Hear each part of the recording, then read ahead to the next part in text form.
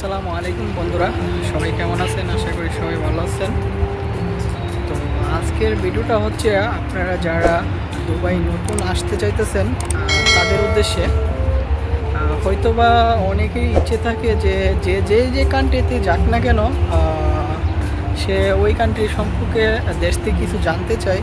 যে তো যারা দুবাই আসতে চাইতেছেন, তো দুবাই যদি আপনি যে আসেন, আপনার কেমন প্রথম অবস্থায় কেমন টাকা বেতন হবে বা কত টাকার মতন লাগতে পারে, তো কিছুটা হইলেও আপনাদেরকে আইডিয়া দেওয়ার চেষ্টা করবো এই ভিডিওর মাধ্যমে। তো ধৈর্য সহকারে পুরো ভিডিওটা দেখবেন। তো এখন কিন্তু বর্তমানে দুবাইতে কোনো ডাইরেক্ট কোনো কোম্পানির ভিসা নাই, আর যেগুলো আছে আপনার হাই প্রফেশনাল ভিসা আছে আর কি, আর ওইগুলো কিন্তু খরচও বেশি।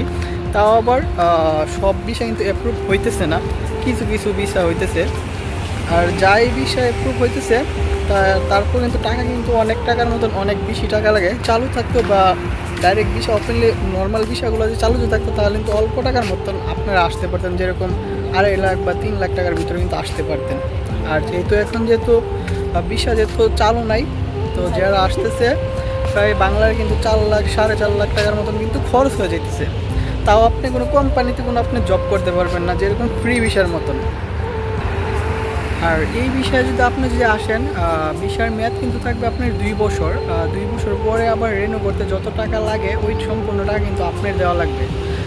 দুবাই ভিসা হচ্ছে আপনার বর্তমানে যে নর্মাল ভিসাগুলো হচ্ছে আপনার ম্যানেজার বা সেলসম্যান, অ্যাকাউন্টিং বা পার্টনার ভিসা, যে ভিসাগুলো হচ্ছে 8-9 হাজার 10 হাজার দিরহামের মতন কিন্তু 2 বছর পর পর রেনিউ করা লাগে। যেটা আপনার বাংলার টাকা আসে 2.5 থেকে 3 লাখ টাকা কিন্তু 2 বছর পর পর আপনার এই টাকাটা দিয়ে আবার রেনিউ করা লাগবে। এখন আসা যাক, আপনি যে প্রথম অবস্থাতে আপনি 4 লাখ 4.5 লাখ টাকা খরচ করে দুবাইতে আসবেন, তো আপনি কত টাকা ইনকাম করতে পারবেন, আপনি কি কাজ করবেন ওইটার উপর কিন্তু আপনার বেতনটা ডিফেন্স করে।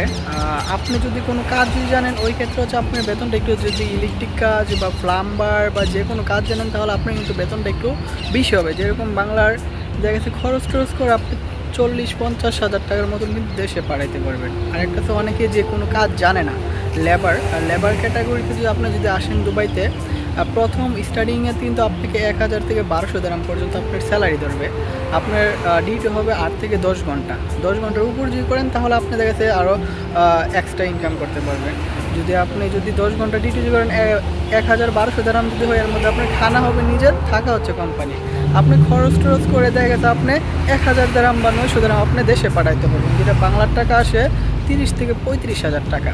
তো এখন আপনি 4 লাখ 4.5 লাখ টাকা খরচ করে দুবাইতে এসে 30-35 হাজার টাকার বেতনে চাকরি করবেন, তো আপনার 2 বছর লাগবে শুধু আপনার এই 4 লাখ 4.5 লাখ টাকাই তুলতে। আবার 2 বছর পরে যদি আপনি দুবাই থাকতে চান, তাহলে আপনার আবার 2-2.5 লাখ টাকা খরচ করে কিন্তু আপনার ভিসা লাগানো লাগবে।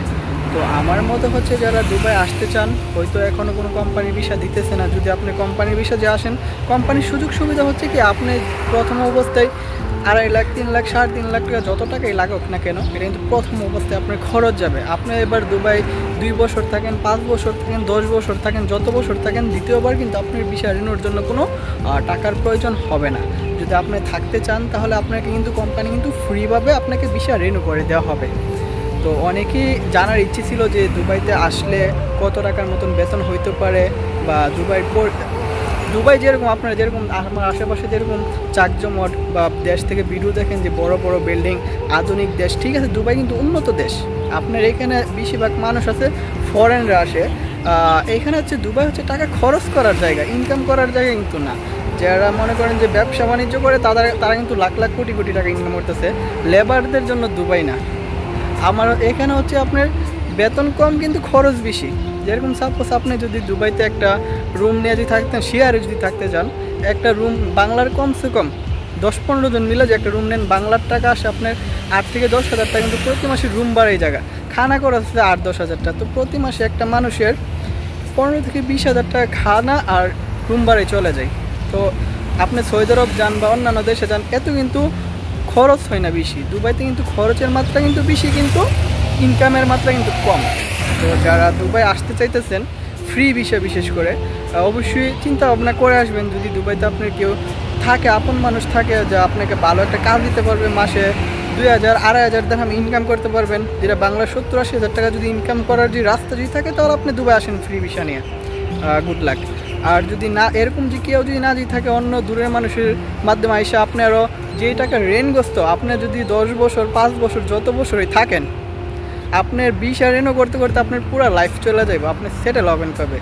যদি চিন্তা ভাবনা দুবাই সরকার আছে যে দুবাই খুলবে অনেক দিন ধরেই বলতেছে, যদি দুবাই যদি খুলে ওপেনলি যে ডাইরেক্ট যদি কোম্পানি ভিসা যদি খোলা হয় তাহলে আপনারা কিন্তু কোম্পানিতে ডাইরেক্ট আসতে পারেন, যারা লেবার বা কাজ জানেন। আর যদি যাদের টাকা পয়সা আছে, ব্যবসা বাণিজ্য করার ইচ্ছা আছে, তো আপনারা দুবাই আসতে পারেন।